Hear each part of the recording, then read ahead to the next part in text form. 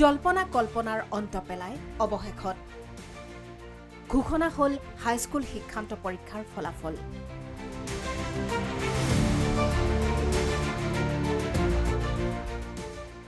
2025 বৰ্ষত মেট্ৰিক পৰীক্ষাত অৱতীৰ্ণ হৈছিল 4,29,448 গৰাকী পৰীক্ষাৰ্থী। ইয়াৰে প্ৰথম বিভাগত উত্তীৰ্ণ 89,041 গৰাকী শিক্ষাৰ্থী।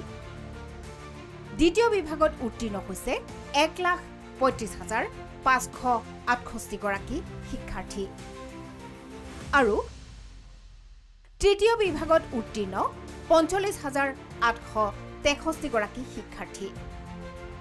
15 ফেব্ৰুৱাৰীৰ পৰা 16 মাৰ্চলৈ অনুষ্ঠিত হোৱা 2025 বৰ্ষৰ মেট্ৰিক পৰীক্ষাত ছাত্ৰৰ সংখ্যা আছিল 1,90,653 আৰু ছাত্ৰীৰ সংখ্যা আছিল 2,38,795 গৰাকী।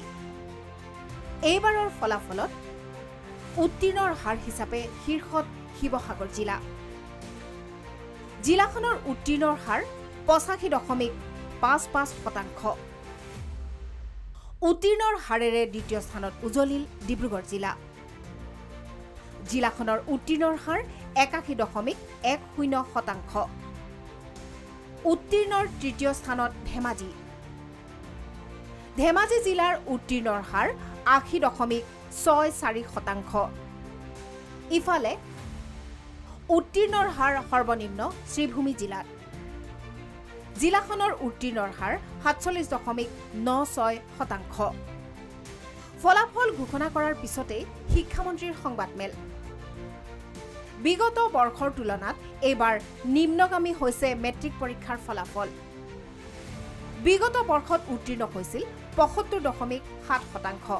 পিছে এইবাৰ উত্তীৰ্ণৰ হাৰ 63.98%। ফলাফল নিম্নগামী হোৱা জিলাসমূহৰ আয়ুক্তসকলৰ সৈতে পৰ্যালোচনা বৈঠক অনুষ্ঠিত কৰিব শিক্ষা বিভাগে। বিসংগতি নোহোৱাকৈ পৰীক্ষা অনুষ্ঠিত আৰু ফলাফল ঘোষণাত অসম ৰাজ্যিক বিদ্যালয় শিক্ষা পৰিষদক ধন্যবাদ শিক্ষামন্ত্ৰীৰ। 2025 চনৰ হাইস্কুল লিভিং চাৰ্টিফিকেট এক্সামিনেশ্যনৰ ফলাফল ইতিমধ্যে ঘোষণা কৰা হৈছে আৰু 63.98% পাৰ্চেণ্টেজ আমি পাইছোঁ আৰু ইয়াৰ ভিতৰত জিলা হিচাপে শিৱসাগৰ, ডিব্ৰুগড়, ধেমাজি, যোৰহাট, নলবাৰী এইকেইখন হৈছে বেষ্ট পাৰফৰ্মিং ডিষ্ট্ৰিক্ট আৰু এই জিলাকেইখনক বাদ দি পেলাই বাকী আমাৰ শ্ৰীভূমি, কাছাৰ, ধুবুৰী, গোৱালপাৰা এই জিলাকেইখন একেবাৰে শেষৰ ফালে আছে আৰু মই সকলো পাছ কৰা সুখ্যাতিৰে উত্তীৰ্ণ হোৱা ছাত্ৰ ছাত্ৰীলৈ মোৰ অভিনন্দন জ্ঞাপন কৰিছোঁ আৰু যিসকল কৃতকাৰ্য হ'ব পৰা নাই তেওঁলোককো মোৰ আহ্বান, হতাশ নহয়। দ্বিতীয়বাৰৰ কাৰণে তেওঁলোকে সফলতা অৰ্জনৰ কাৰণে চেষ্টা কৰিব। অসম চৰকাৰৰ শিক্ষা বিভাগে তেওঁলোকৰ লগত সকলো ধৰণৰ সহযোগিতা কৰিব আৰু এইবাৰ ফলাফলটোত এটা কথা আমি দেখিছোঁ যে আমাৰ 5% যোৱা বছৰ যেনেকৈ আমাৰ ভাল হৈছিল তাৰ তুলনাত আমাৰ অলপ নিম্নগামী হৈছে। কেতিয়া শিক্ষাৰ্থীয়ে লাভ কৰিব মাৰ্কশ্বিট? ফলাফল ঘোষণাৰ পিছতে সংবাদমেল যোগে সদৰি সেৱা কৰ্তৃপক্ষৰ অনলাইন যোগে পৰীক্ষাৰ্থীয়ে লাভ কৰিব মাৰ্কশ্বিট। উত্তৰ বহী পৰীক্ষণৰ বাবে মুকলি কৰা হ'ব পৰ্টেল। 14 এপ্ৰিলৰ পৰা উত্তৰ বহী পৰীক্ষণৰ বাবে আবেদন কৰিব পাৰিব শিক্ষাৰ্থীয়ে। ইতিমধ্যে পৰীক্ষাৰ্থীসকলে তেওঁলোকে নিজৰ মাৰ্কশ্বিট ডাউনলোড কৰিবলৈ সক্ষম হৈছে।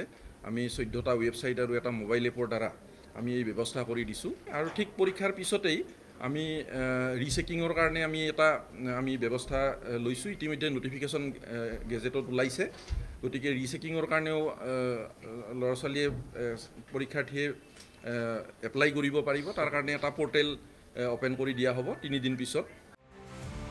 ইফালে এইবাৰৰ মেট্ৰিকৰ ফলাফলত ছাত্ৰীৰ বিপৰীতে ছাত্ৰৰ উত্তীৰ্ণৰ হাৰ সৰ্বাধিক। একেদৰে পূৰ্বৰ দৰে চৰকাৰী বিদ্যালয়ৰ বিপৰীতে প্ৰথম 3টা স্থানত উজলিল ব্যক্তিগত খণ্ডৰ বিদ্যালয়। ব্যুৰ' ৰিপৰ্ট, প্ৰথম।